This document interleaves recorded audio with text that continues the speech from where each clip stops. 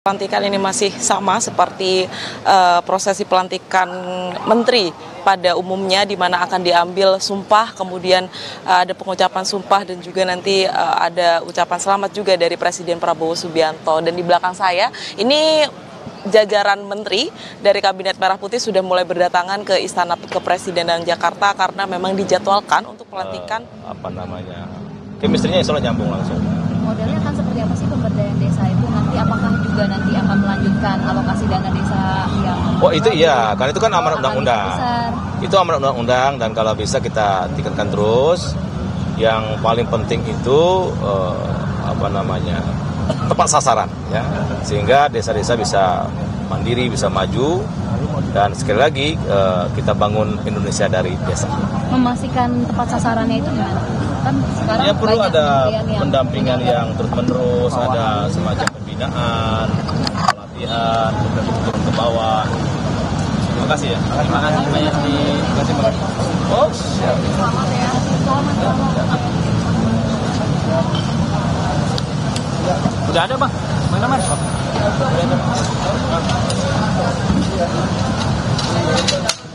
lagi ngambil backup pas gambar. Rapi aja. Siapa?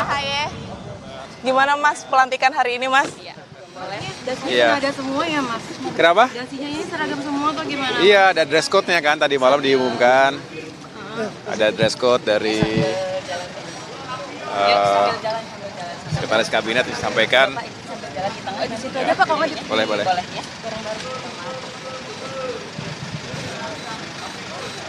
Biar semuanya turun dulu Mbak. Ayo, Mbak. Yuk. Sweet ke kamera Fakih ya. Ya, di tengah Bapak.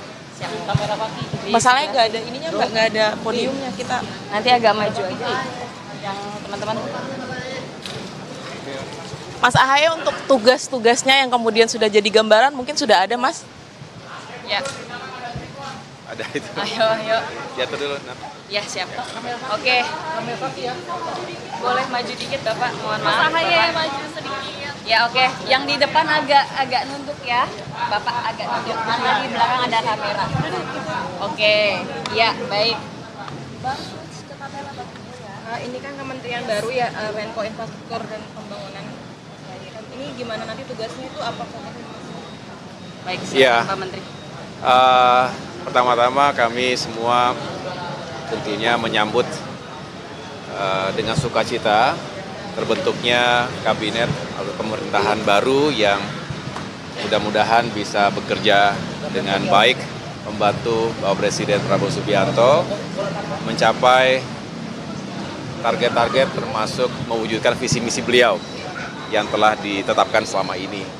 Dan Kementerian Koordinator Infrastruktur dan Pembangunan Kewilayahan ini memang ini adalah sebuah pos atau portfolio yang baru. Artinya ada harapan besar dari Bapak Presiden agar pembangunan infrastruktur di seluruh wilayah Indonesia, tentu tidak hanya di Jawa tapi di seluruh wilayah dari Sabang sampai Merauke, benar-benar bisa diwujudkan dengan lebih baik lagi ke depan. Segala progres dan capaian pembangunan infrastruktur selama ini tentu kita apresiasi dan kita lanjutkan segala sesuatu yang sudah baik. Mungkin ada beberapa pekerjaan yang masih perlu dituntaskan, akan dituntaskan dan disempurnakan. Inilah semangat dari keberlanjutan, tetapi juga selalu ada ruang untuk dilakukan perbaikan dan penyempurnaan ke depan. Dan saya rasa tugas-tugas yang akan kami jalankan, baik itu secara umum maupun secara teknis, karena ada 5 kementerian teknis di bawah Kemenko Infrastruktur, mudah-mudahan bisa bekerja secara integratif dan bersinergi di lapangan begitu. Untuk ke depan apa program fokus yang akan difokuskan? Kami akan pelajari terlebih dahulu secara awal tugas-tugas yang menjadi prioritas, tetapi gambaran awal dari Pak Prabowo Subianto tentu ingin meyakinkan agar pembangunan infrastruktur ini juga tepat sasaran, lalu tidak terjadi kebocoran-kebocoran yang tidak perlu, karena jika dilakukan secara akuntabel, secara transparan, ini bisa banyak yang bisa kita lakukan. Pencapaiannya pun akan semakin real.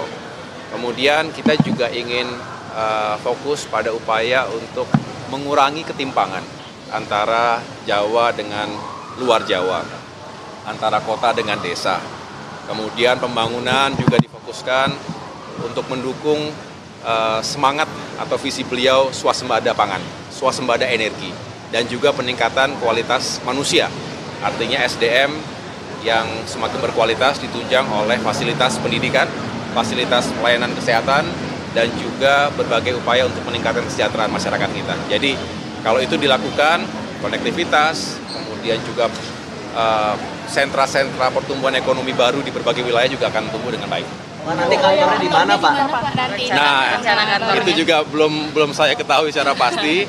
Yang jelas karena ini memang pos baru, tidak hanya Kemenko ini ya, tetapi juga ada beberapa Kemenko lainnya.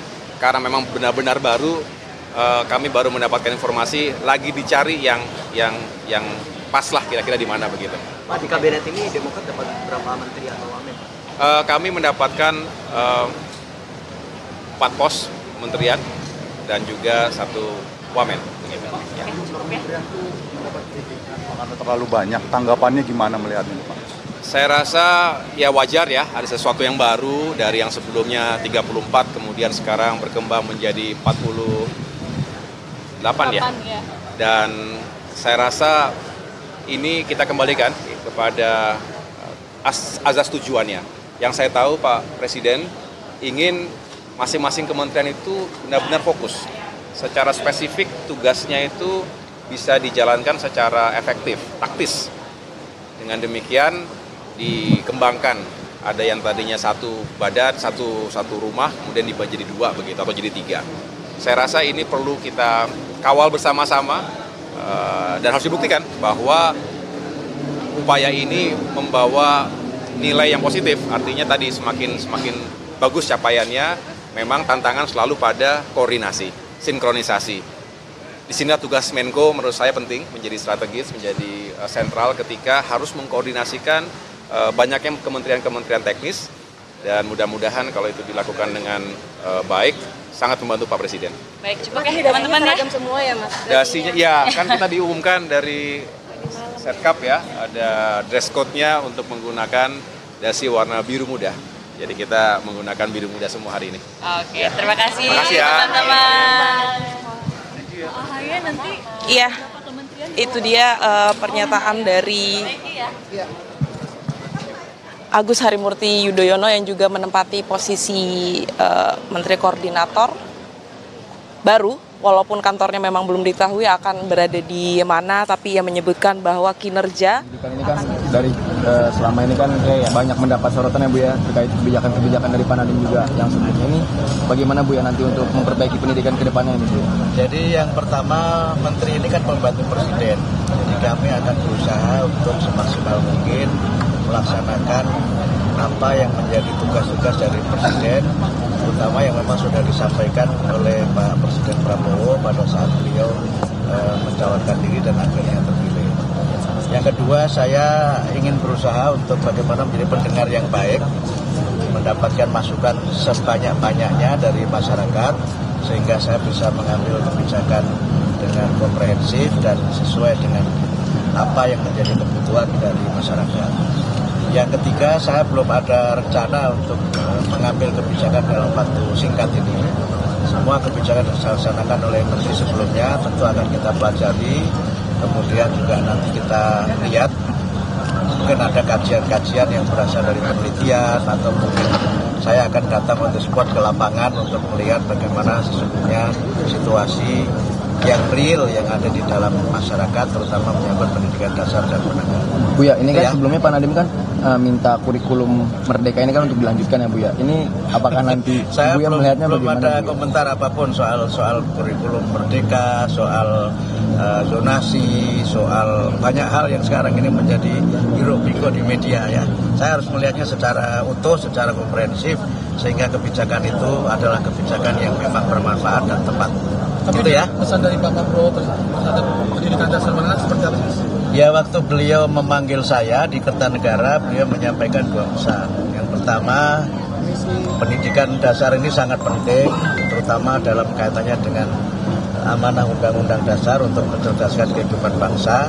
Kemudian yang kedua ya tentu agar saya bisa bekerja dengan sebaik-baiknya, karena memang amanah ini bukan amanah yang ringan.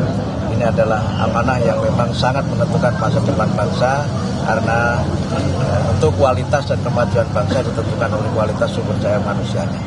Begitu ya. Siap. Terima kasih Bu ya. Semuanya. Terima kasih. Oke, ini baru saja datang Menteri BUMN di Kabinet Merah Putih. Ada Pak Erick Thohir, kita akan saksikan bersama pernyataannya. Tapi mungkin ada perubahan nanti habis dilantik ya. Izin. Baik, Pak Erick. Thohir yang terpilih kembali menjadi Menteri BUMN di Kabinet Merah Putih, kabinetnya Pak Prabowo Subianto dan juga wakilnya Gibran Rakabuming Raka belum bisa berkata-kata banyak begitu ya. Tapi setidaknya kalau Pak Erick sih sudah tahu gitu apa ya nanti yang akan harus dilanjutkan begitu ya untuk 5 tahun ke depan. Nah, ini kita juga masih Menteri Agama Pak Nasaruddin Umar yang kita akan dengarkan pernyataannya langsung dari Istana Kepresidenan. Supaya kelihatan tokoh Pak.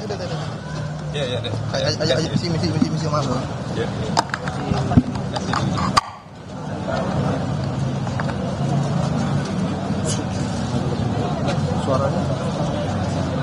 Ini adalah visual terkini dari Istana Kepresidenan. Saudara, baru saja kita lihat Menteri Agama tadi sudah masuk ke dalam, Nasaruddin Umar.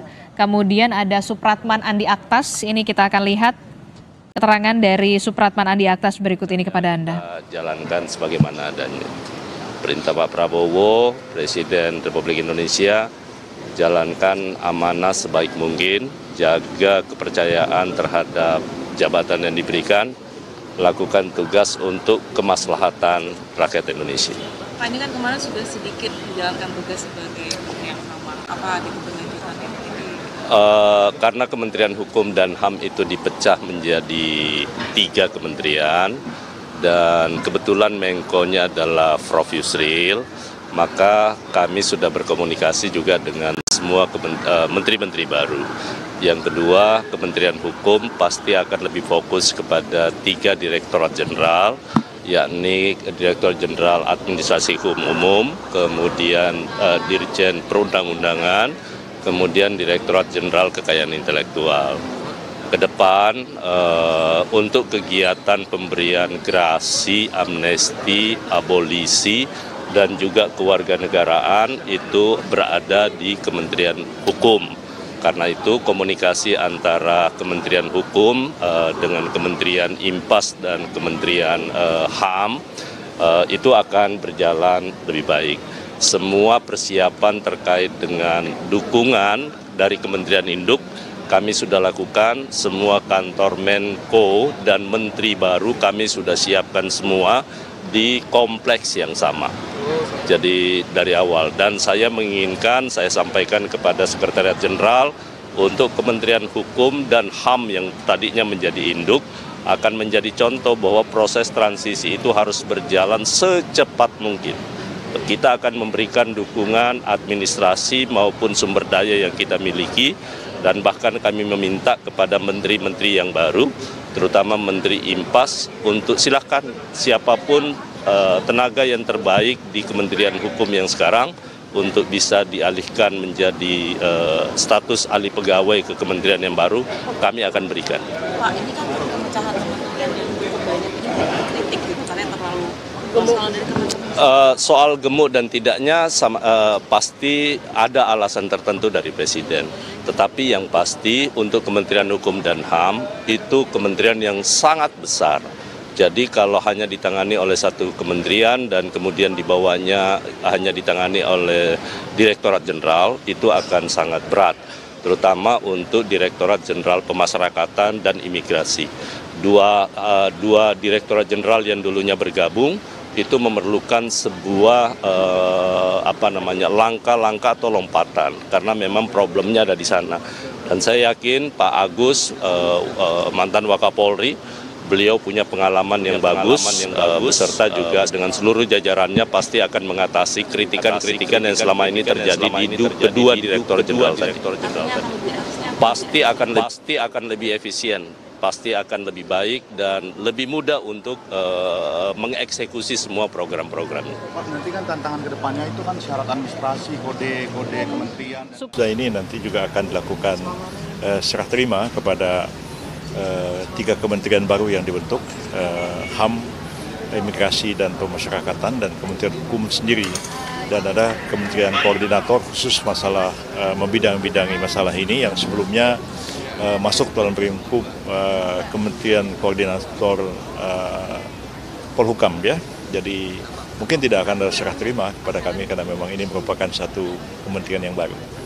Pak, di bawah Kementerian Koordinator Bapak ini banyak yang pecah gitu ya kementerian. Iya, supaya lebih fokus dan lebih banyak lebih serius menangani persoalan-persoalan ini. Dan saya kira pada era Presiden Pak Prabowo ini, beliau menyadari betul bahwa masalah hukum itu sangat penting untuk menopang program ekonomi yang beliau canangkan.